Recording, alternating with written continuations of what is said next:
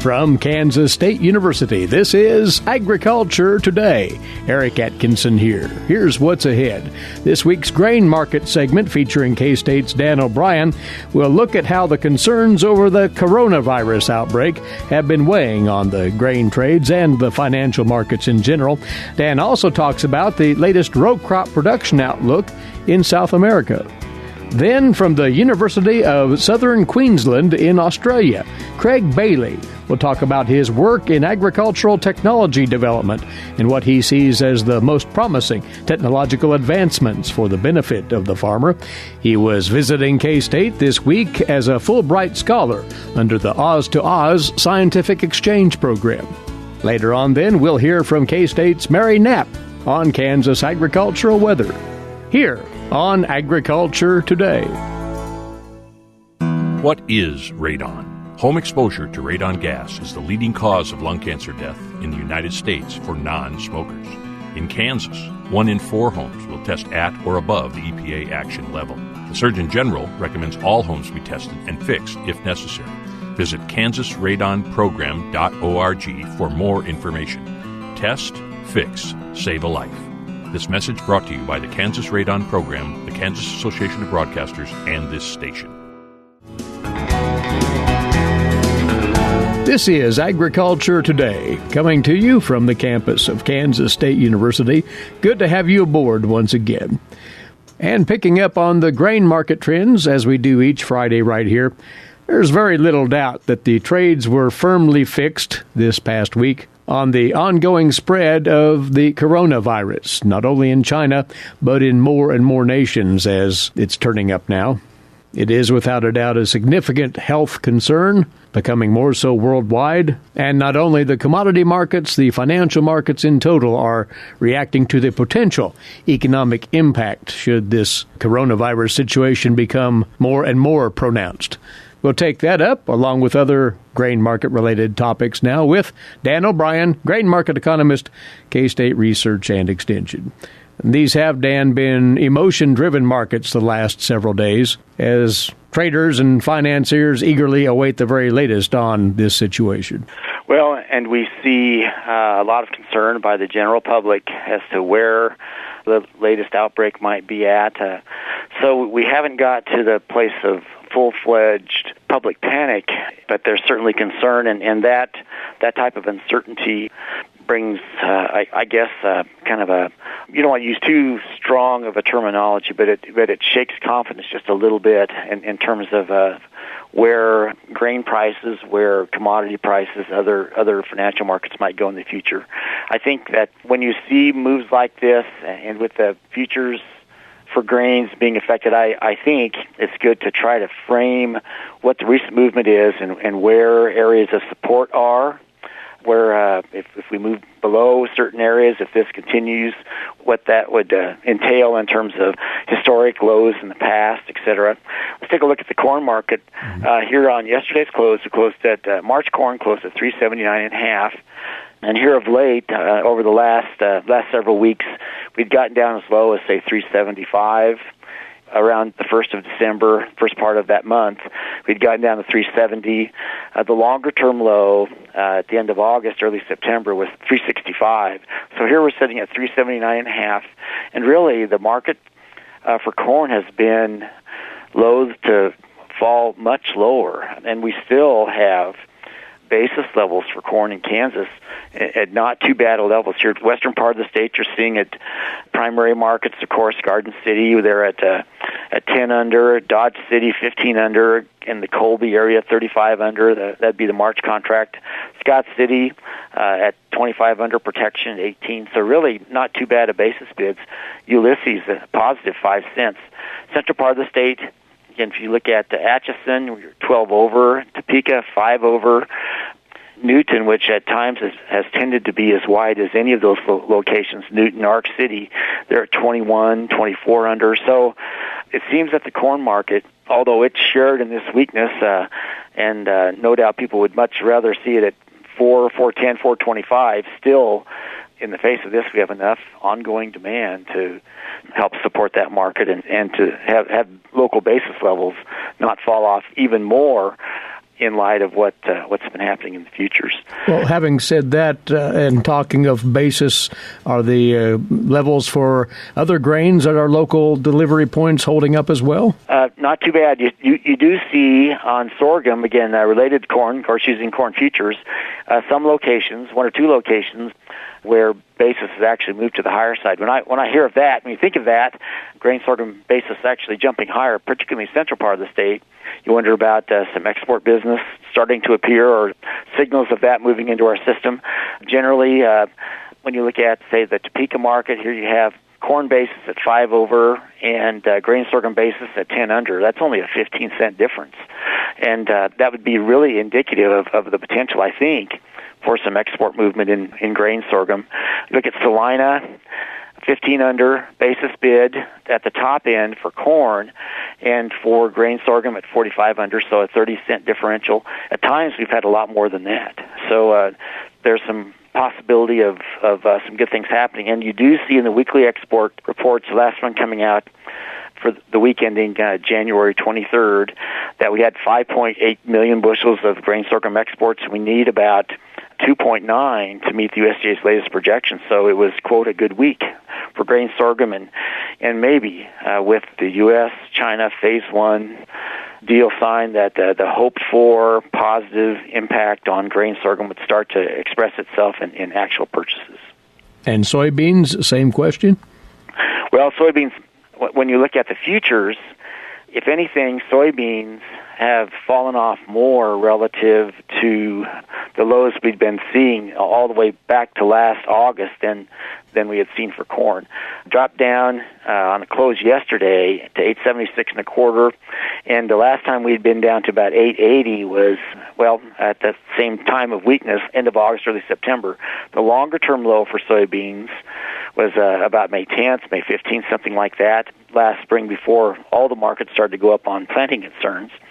I guess there's not necessarily any major significance to moving to 876, other than now you're lower than where you have been for several months, and with that, it's probably more of a confidence issue than anything.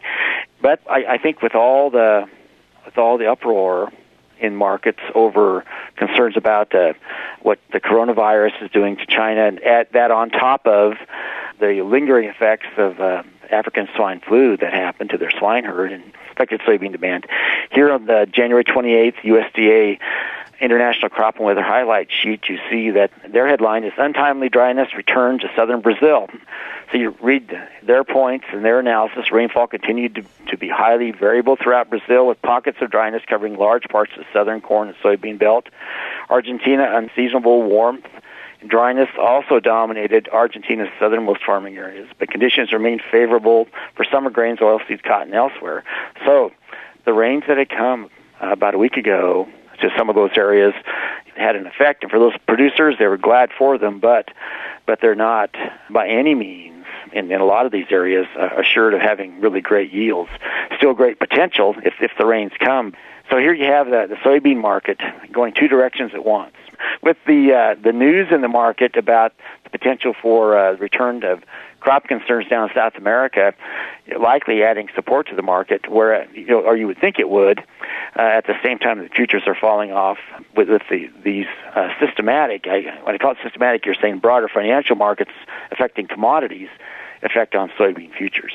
So we'll see, I guess, but you've got news that could be supportive to prices, not really coming to the front yet, but if dry conditions still continue down in South America, you'd think that it would.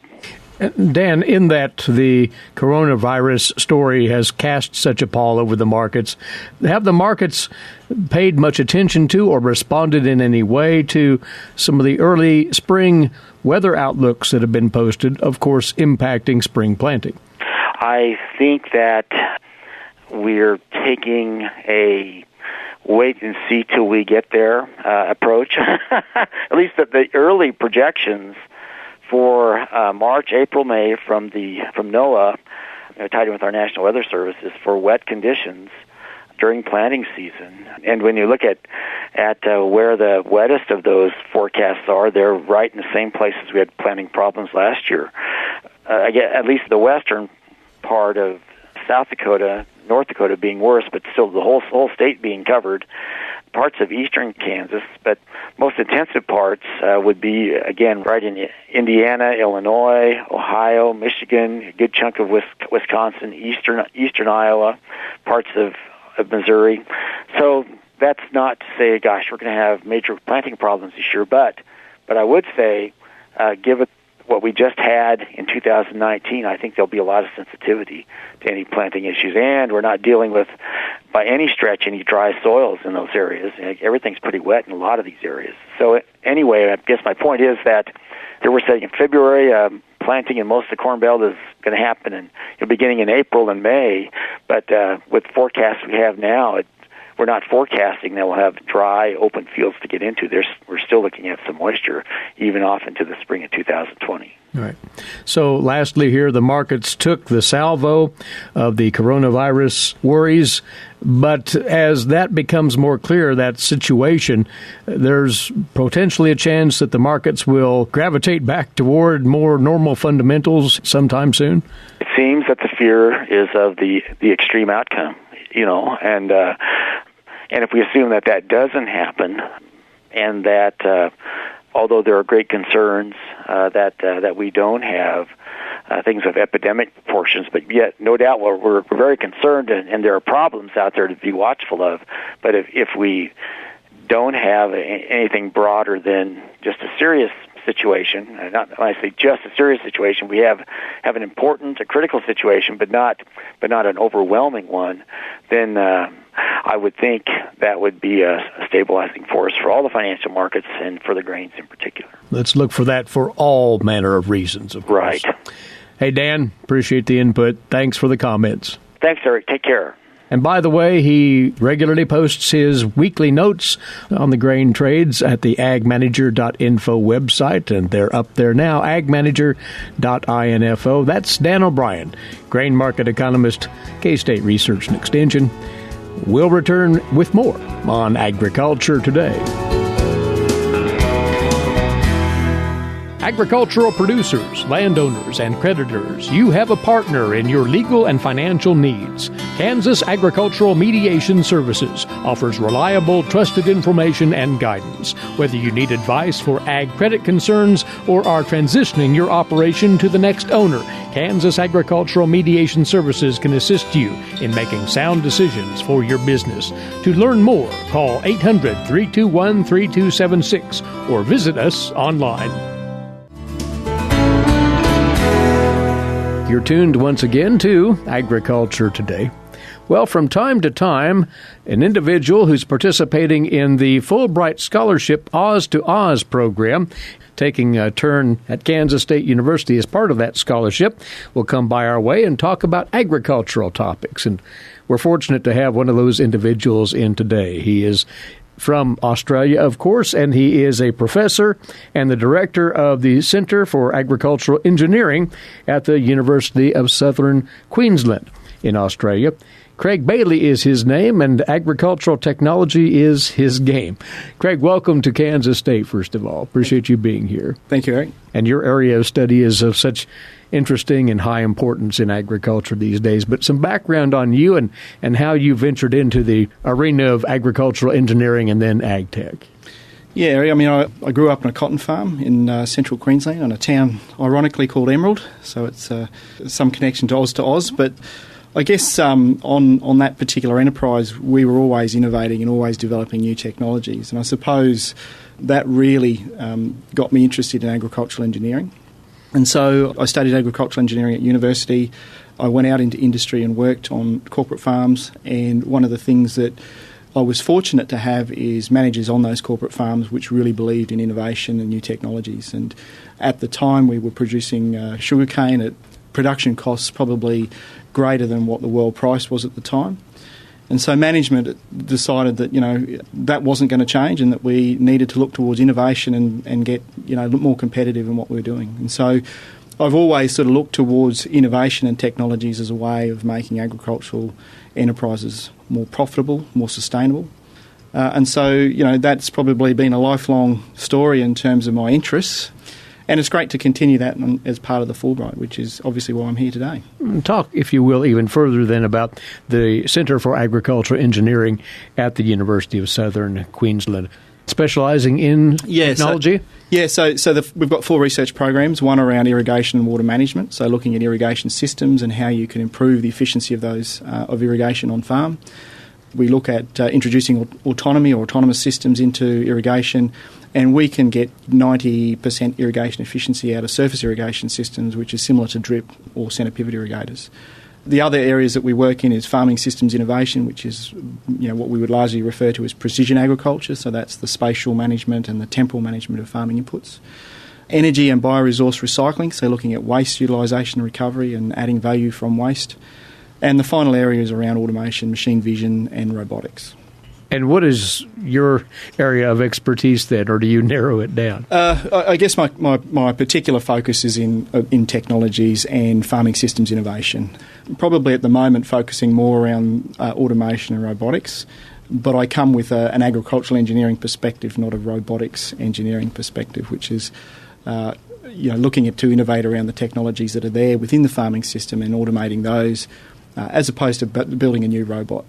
But in the sphere, if you will, of agricultural technology, it seems, at least in this country, and we've heard this from colleagues here at K-State, that autonomous systems are the next big thing. Would you agree with it? Absolutely, and I think this is where the technologies are certainly heading. As we drive towards greater efficiency and more precision on farm, we get to a point where the level that you can execute that sort of precision needs automation or some sort of autonomous system. So, the work that we've done previously in Australia, where we've looked at, irrigation, for example, we've been able to develop decision support tools that can provide some direction to farmers on how they can improve their irrigation practices.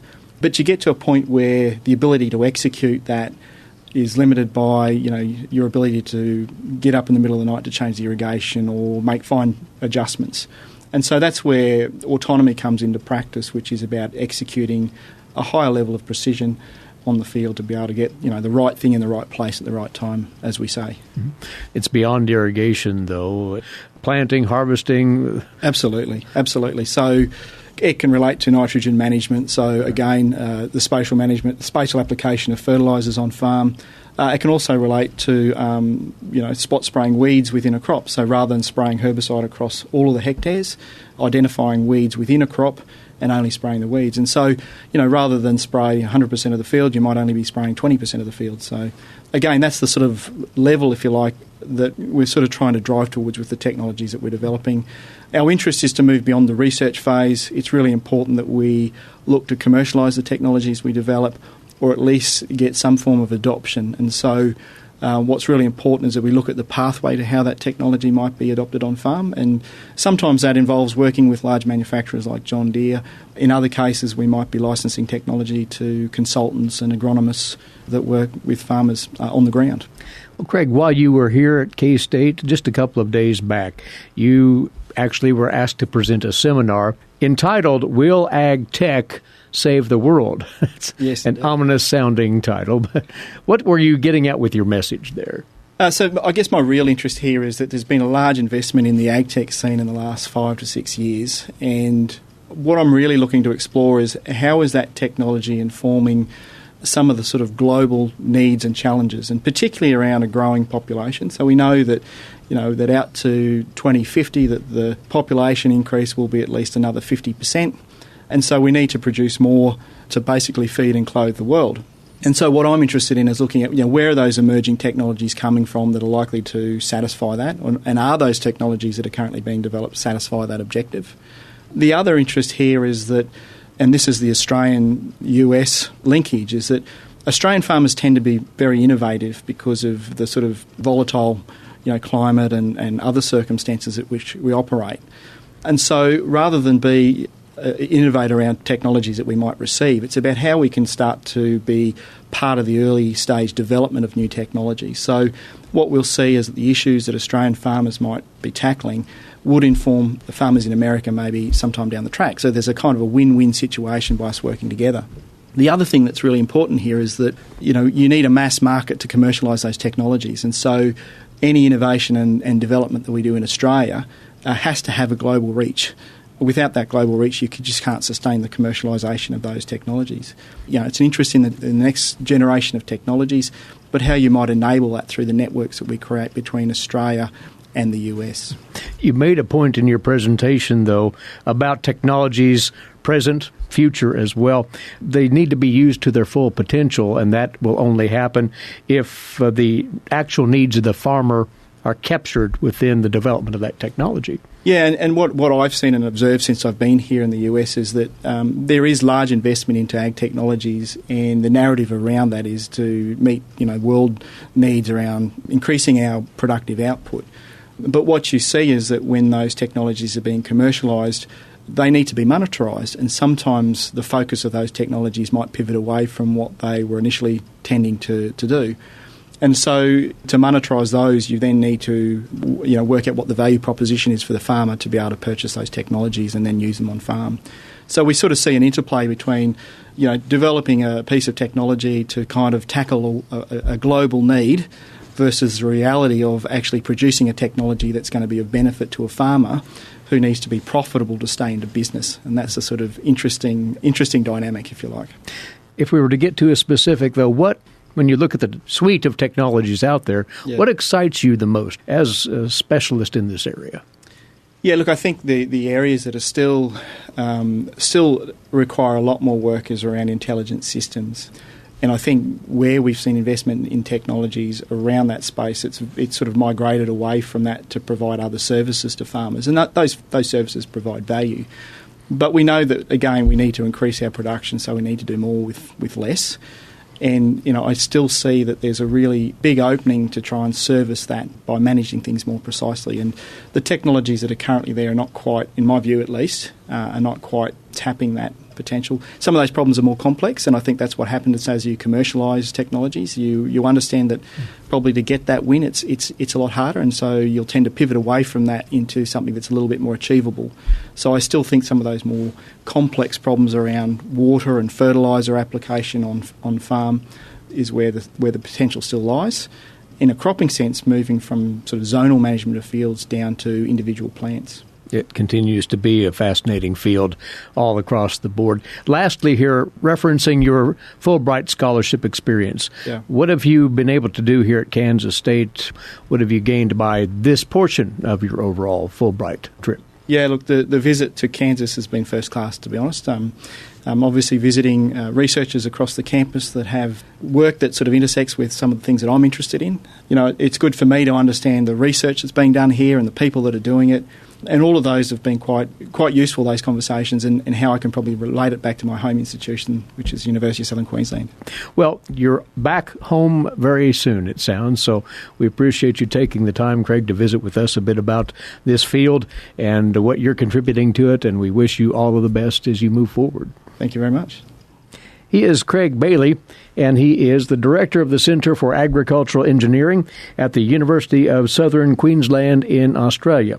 And he's been part of the Oz to Oz exchange under the Fulbright Scholarship Program, spending time in the Biological and Agricultural Engineering Department here at Kansas State University the past few days, talking ag tech advances with scientists here and others around the state as well during his stay. And this is Agriculture Today. We'll be back with more on the K-State Radio Network. When you are in need of timely, reliable, and trusted information, K-State Research and Extension is here. Whether it's organizing people, information, or resources, they have the necessary tools. Community comes first for K-State Research and Extension. For more information and to connect with your county's extension agents, visit www.ksre.k-state.edu. Broadcasting from the campus of Kansas State University, this is Agriculture Today.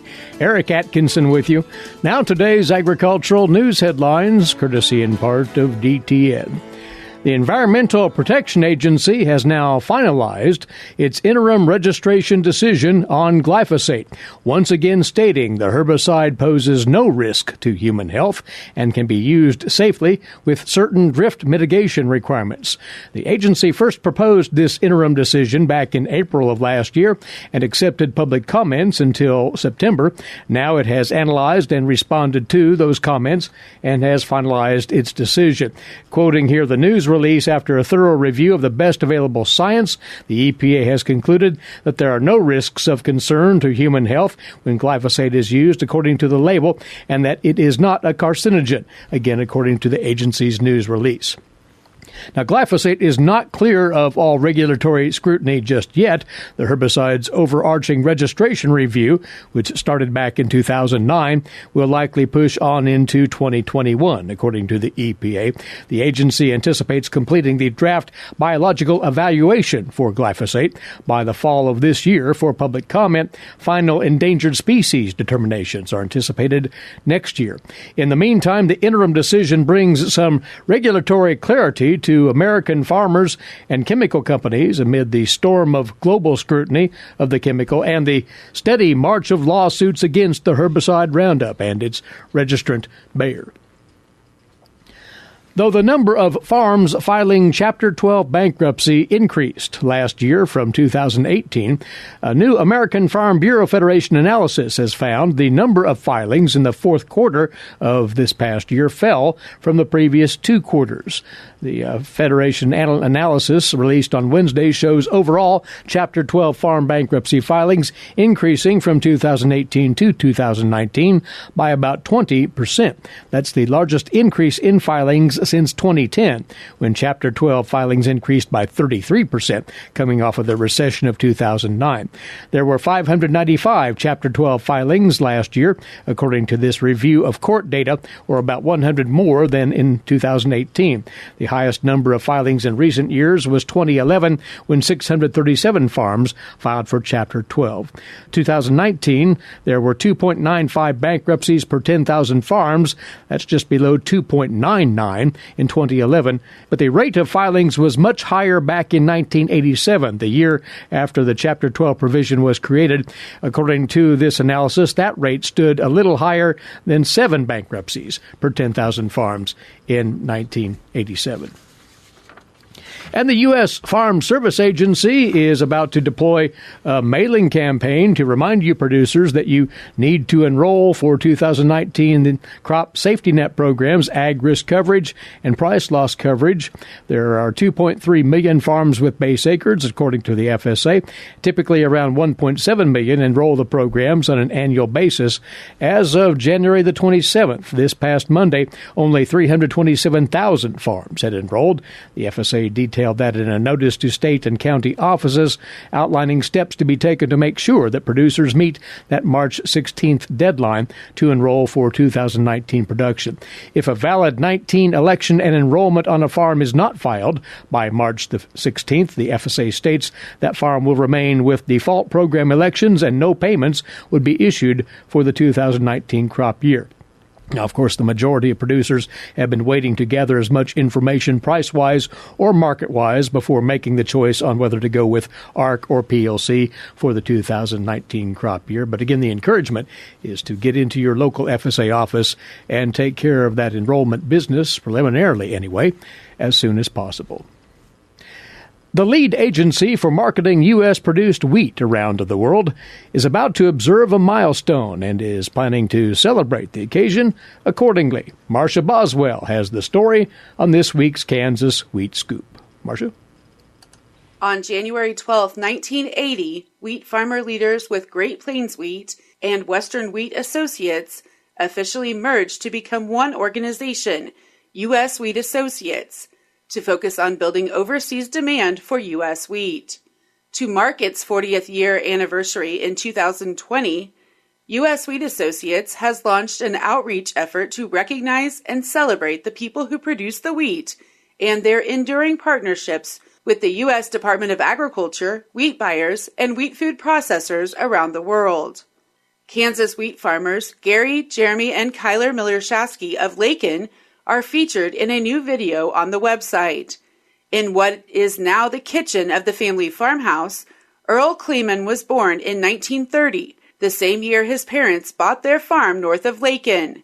His son-in-law, Gary Miller-Shasky, started farming with him in 1992, and grandsons Jeremy and Kyler joined the operation 3 years ago. Sadly, Earl passed away in 2019, but not before he proudly helped harvest what was one of the family's best wheat crops in years. We honor the legacy of commitment and partnership that Earl and countless other farmers of his generation created to provide the highest quality wheat for almost every customer need. According to Steve Mercer, U.S. Wheat Associates Vice President of Communications, this anniversary is a platform for us to reinforce our authentic story that behind the world's most reliable supply of wheat are the world's most dependable people. Mercer says, in online media, new marketing materials, and face-to-face with overseas wheat buyers, we are going to talk about the legacy of commitment from farmers and the important partnerships that are a unique and differential part of importing U.S. wheat.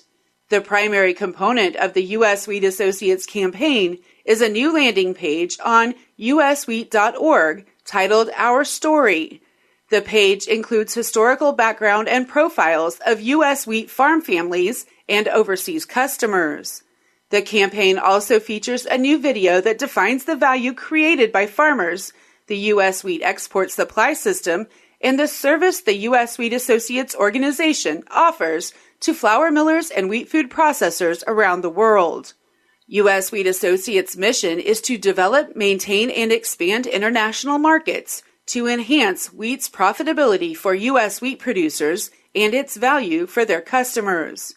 U.S. Wheat Associates' activities in more than 100 countries are made possible through producer checkoff dollars managed by 17 state wheat commissions and cost-share funding provided by the USDA Foreign Agricultural Service.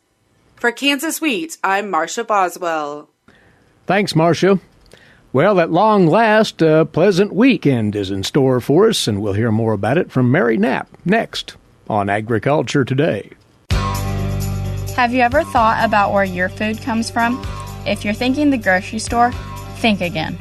Facts show that the American farmer feeds more than 129 people. They are continually increasing and improving their operations. A wide variety of crops and livestock are grown in Kansas as well as the United States, providing food to your dinner plate. Next time you see a farmer or rancher, thank them.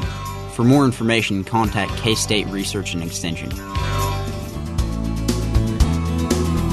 Coming your way now on Agriculture Today, our weekly venture into Kansas agricultural weather. Along with us once more is climatologist Mary Knapp of K-State Research and Extension. As we come off, Mary, as the numbers depict, a wet week around the state, and notably southwest Kansas receiving sorely needed moisture. Right. All of the divisions were above average for the week, but the real winner was the southwest division. They averaged 0.7 of an inch of precip, which was about 6 times what they would normally expect during the week. So very, very welcome. The other nice thing with it was that it fell in pretty broadly across the division, and that resulted in some significant improvement in drought conditions in the area. The rest of the state, again, saw moisture. There were pockets in southeast that did not see as much, that were below normal for those individual locations. But again, given how wet the eastern third of the state remains, having a slightly dry pattern was not a negative. Now, the moisture in southwest Kansas, almost all in the form of snow, and just for the record, some pretty impressive totals here and there. Right. There are some anecdotal reports of as much as 15 inches. The official report at Liberal was 10.5, and that is the highest official report that we've seen so far. Again, not everybody reports on a daily basis. They may not report till the end of the month, which today is the 31st, but it will probably be Monday before we have those numbers in hand. But you look around the state and the year to date, although it's only a month old, we've an ample moisture situation out there. Right. When you look at the year-to-date, the Northwest and the North Central Division are not quite as wet as the rest, but all the other divisions are looking at 1.5 to 2 times their normal January. And again, in western Kansas, that is welcome. Not so much in eastern Kansas because, again, we have plenty of moisture from last summer to deal with.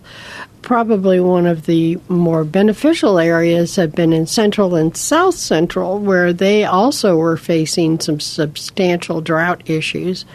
We've eliminated all of the extreme drought. We've reduced the amount of severe drought. We still have moderate drought, and we still have abnormally dry conditions, but they're not worsening. So, again, we'll keep our fingers crossed because we are in our dry season, so it doesn't take as much moisture to put us above normal. We'll have to see how that continues into our spring. And you tell us, Mary, this past week, our temperatures were actually warmer than normal. Sure didn't seem like it. Right. It really didn't seem like it because for a lot of the state we had some persistent cloud cover, so our high temperatures didn't get as warm as you might think, but our low temperatures stayed very moderate, where we would have nighttime lows in the 20s, sometimes in the 30s, and our normal nighttime lows at this time of the year are in the teens. So, again, a lot of that warmth was being driven by those low temperatures. We did break 60 out in western Kansas. The warmest reading was a 64 out in west central Kansas, and the coldest reading was 3 degrees at the beginning of that period in north central Kansas, actually near Washington. So, again, quite a range of temperatures, which is not unexpected in Kansas.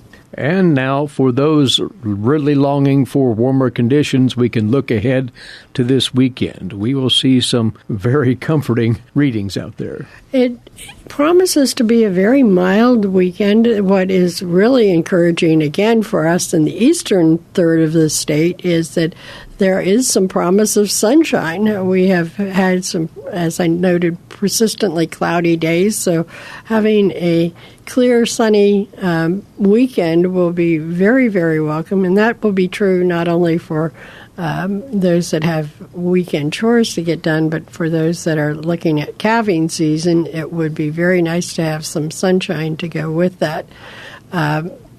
Unfortunately, it doesn't look like it's going to last very long. We're looking at Sunday being our warmest day with highs in the 60s. Monday, highs are going to back off and be more in the 40s and 50s.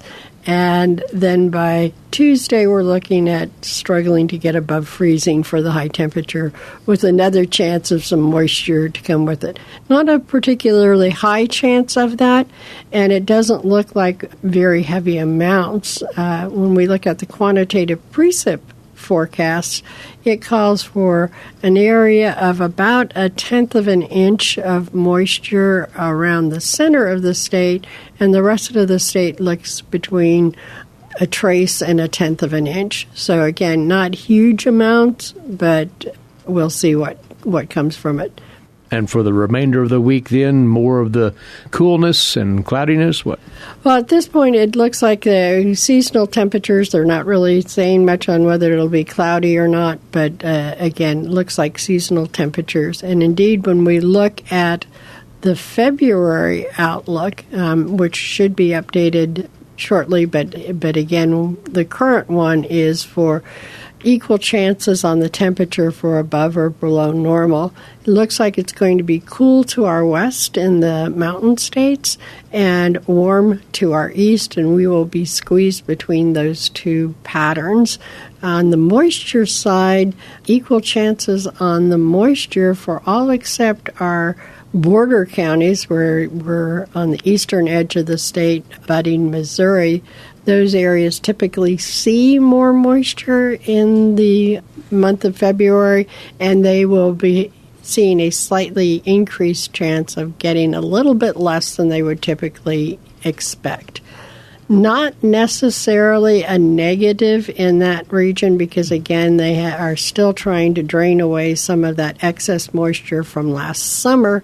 Having a slightly drier than normal February could improve the field conditions when we get into serious spring land preparation. And enjoy this weekend. It ought to be a pleasant one to get out and about, Mary. Many thanks to you. Thanks, Eric. Mary Knapp with us, climatologist, K-State Research and Extension. That wraps up our Friday edition. Thanks to you for being along with us, and do enjoy your weekend likewise. Eric Atkinson here. This has been Agriculture Today over the K-State Radio Network.